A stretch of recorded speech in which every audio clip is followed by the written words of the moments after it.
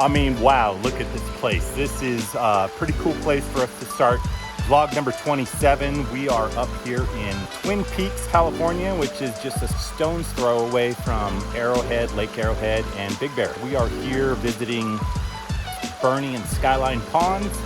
They built this beautiful water feature that we just ran up. I'm a little out of breath, but today we are going to be putting together a vlog with none other than Team Aquascape, Brian Helfrich. We're going to do a Pondless Waterfall in front of this beautiful hotel that we're at. Here it's the Pine Rose Hotel, and it's going to be pretty incredible. It's going to be a bunch of how-to, a couple tips. You can absolutely comment down below. We'll get back to you and answer any questions, but it should be kind of from beginning to end look at how to put together a Pondless Waterfall, and a Pondless Waterfall in front of a bit of a commercial site, so it's pretty cool. Something you can put in front of your house, scale it down a little bit, or put in front of your business and pump it up a few notches. All right, so let's do this.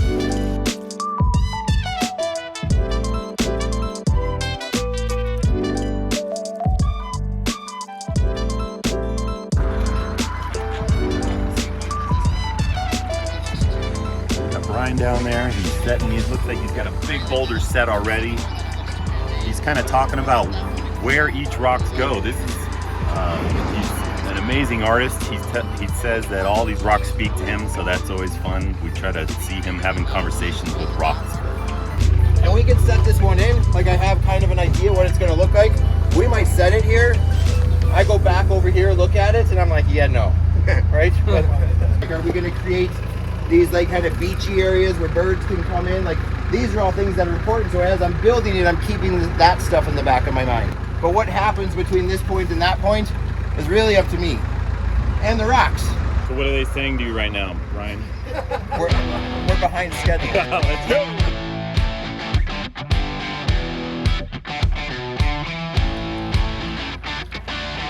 I really like the 5-9s, the solid handling 5-9s.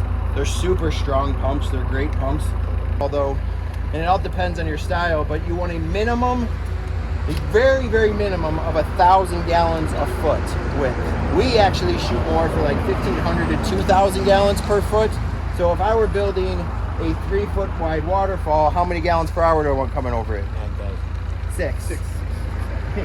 Or 9. 0.2. So that's why I set those rocks that far apart, knowing that I've got like a 3 to 4 foot width back there and that pump will cover that no problem. Now I'm gonna look for that piece that probably sits back in here. So we just gotta go look at our rocks and see what will work.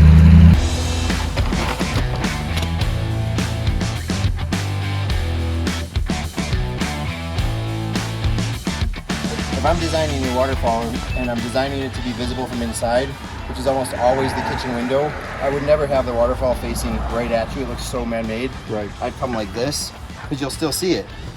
So from here, that's going to be spilling halfway over into that empty space. I'm going to see the profile of that waterfall, and it'll look great.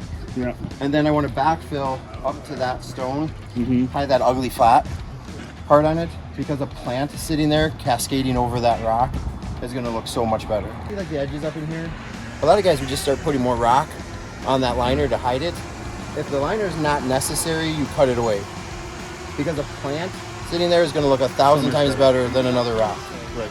I tell the landscapers that we work with, your job is to try to hide every boulder I put in there, and they'll never do it. It's impossible to. But if they can get the plants close and start coming up and over the rocks, it looks great. Like the rocks are kind of like peeking out amongst all the plants. It just looks so much better. Or you can't hide that big one. You take like your signature Japanese maple, who seems to go around every water feature.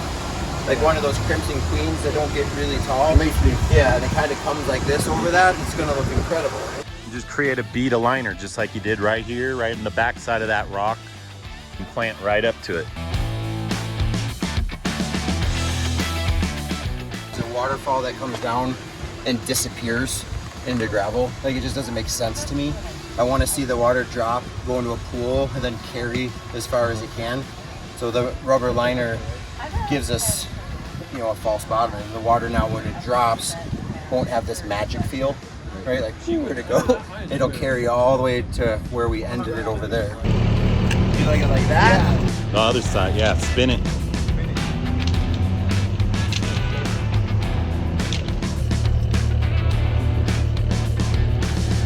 All right, this is really cool. So we took a break from the Pondless Waterfall build to go and walk through the forest basically with our Uncle Bernie, and he is going over all the different trees, some of the edible plants, and also the difference in pine trees. There's all types of different pine trees in this forest. So he's pointing out the different ones and how you can tell the difference. So let's check it out. Looks like he's got his eye on another pine tree here.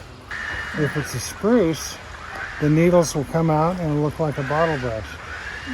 This is a fir, a white fir, and this comes out like this. Sugar pine, and the more cone-like ones, a Jeffrey pine. Yeah.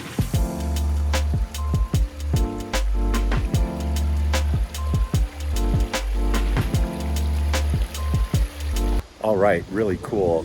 Bernie's teaching us all about different plants around the property here. We're gonna go back and see how the guys are doing with the Pondless Waterfall. Let's go.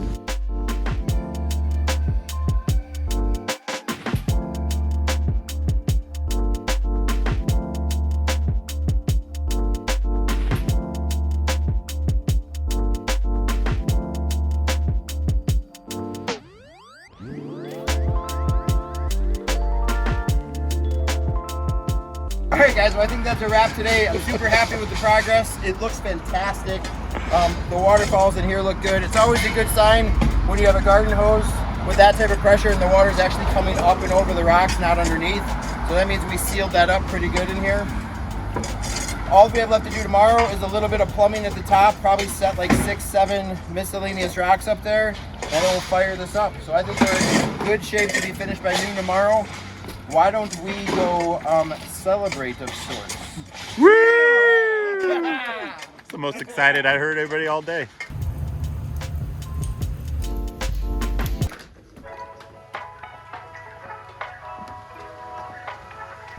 All right, so we're back at it here.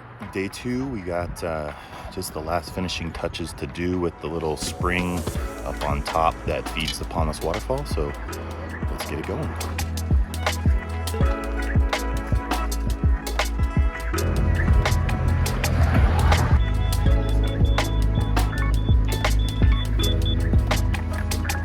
Anybody got a pencil?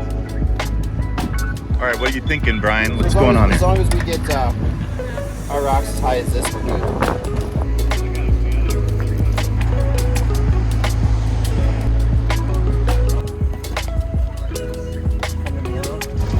All right, so we set this rock in place right here, right? This is the finished rock. We're not putting any more rocks on it. We're not putting any more rocks really on the outside. We have all this extra liner happening. So what we want to do is finish the folds of liner. We don't want to just leave it here and move on. Let's finish this area so that it's done. We don't have to put stuff on top of here and stuff. So you want to make sure all your folds are vertical like this, right? Going straight up and down. So then when you make your fold, your bead of liner is real clean. So you have a nice bead of liner around the whole thing. You have the excess liner you can pull out later if you need to. You want to pull this down right to the right level. And why I'm doing this is because they're backfilling right now. I don't want to move this again. So now go ahead and push your dirt. We want the dirt level now to be right here. So we don't want to take too much from here because we actually need this dirt. So if we can move that strap, right, and just start to clean the area, get stuff out of here, we can bring this dirt, level it all off.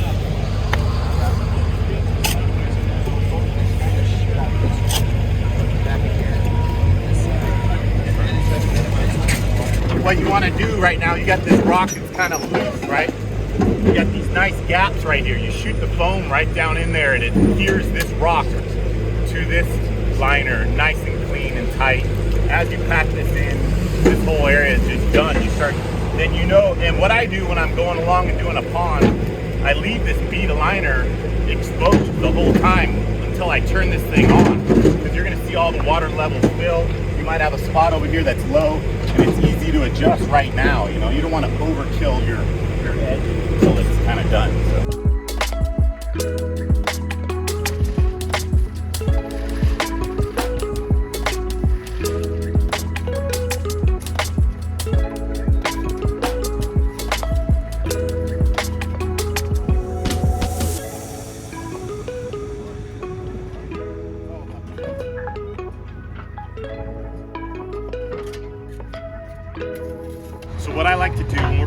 light in right here, right? I like to give you a little extra slack down below, not a ton so you got wires everywhere, but I like to bring my wire connection because someday that light's gonna go out and I don't want to go looking for the wire out that direction of the pond. This light comes directly out of the pond outside of the liner bead right here. So what we do is we run it up. So it comes right out of the bead right here, and I give myself an extra loop or two right here. So that way later if I want to make a connection, I can do that. And then I run this wire connection along the edge on the outside of the liner so I can always get to it. If I want to find my low voltage wiring, I'm looking right under this bead of liner.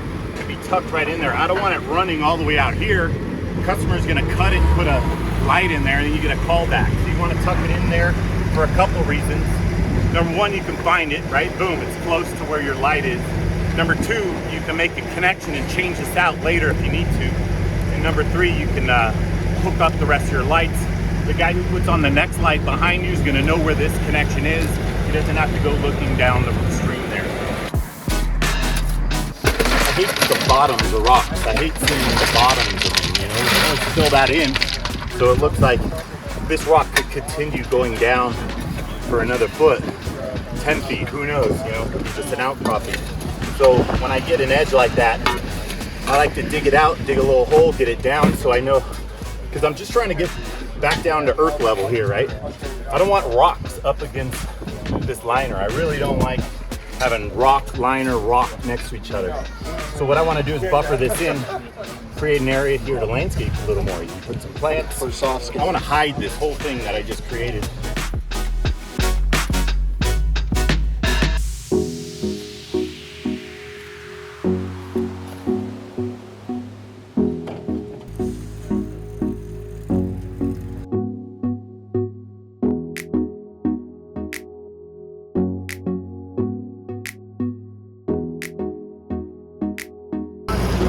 That's where I like to lick this end. Oh, I feel it. Oh, look at it.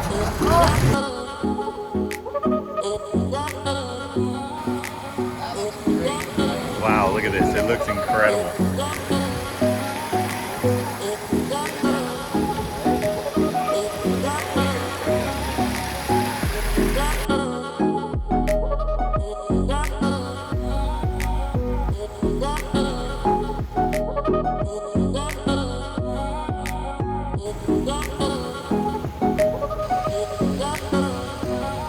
Well, another project done with the master, Brian Helfrich here. We've been doing, I've done probably 15, 20 projects. I've come. Oh, we've known each other for a long time. Long time. We've done a lot of water features together, and each time I come out, it's really fun to not only learn from you, but help teach other guys, you know, teach other guys how to do these little tricks of the trade, and I really appreciate you coming out. Well, and I do these, and I still learn stuff. Like the little trick you were doing with the lights up there, I was like, genius. I can bring that home, and I've never thought of that. And you were showing me some different stuff you're doing with pumps and stuff. So it's awesome. It's been awesome. Yeah, man. thanks so much. All right. Bernie right here with Skyline Ponds. He gave us a tour here of the Pine Rose Cabins. It is pretty incredible. We always seem to take away something here. Not only little tricks of the trade in water features, but just in life and enjoying nature. And we really thank you for that. Appreciate it. All right, so as you can see right here in this area, it looks perfect. It's totally natural. You got this big rock. You got the liner right here just hidden away. You know your low voltage of wiring is right below this. If you ever need to get to it, you can cover it up. You can plant right next to it. So that's gonna be the next thing. We're actually gonna come right back here right now. That's the beauty of vlogging. All right, let's see this. All right, so it's a couple weeks later, working down in Riverside, real close to the Pine Rose Cabins. We're gonna come up here, check out the Pondless Waterfall, see how it looks. All right, so here we are. I can hear it, see it already. It looks really cool. One thing I noticed, there's a lot of foam in the water, but wow, check this place out. It's really cool.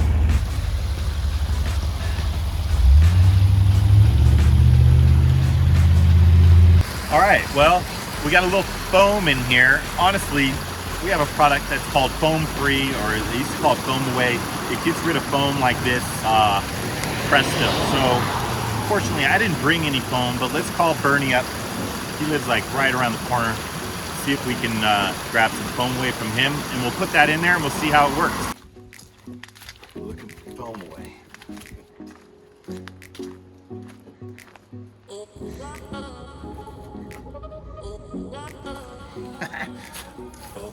Free. All right, let's go. We got our foam away. All right, this water feature is looking really cool. We're gonna put some foam free in here now from Aquascape. One squirt handles 100 gallons. There's probably 500 or 600 gallons in this, so let's put some squirts in here and see what happens.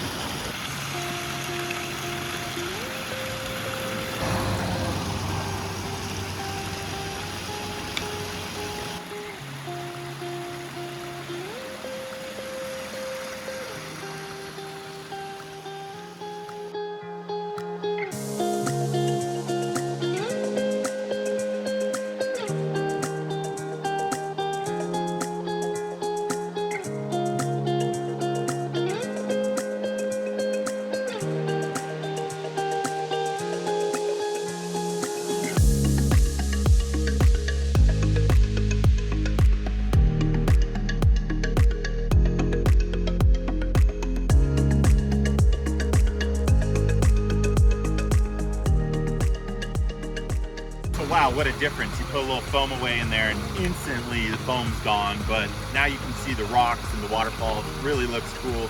I hope you enjoyed this vlog number 27 up here in, where are we? Twin Peaks, California. I'll eventually get that one down, but here at the Pine Rose Cabins, you can come here, hang out, spend the night, hang out by, there's water features all around as you saw, but until next time, going to build another water feature. All right.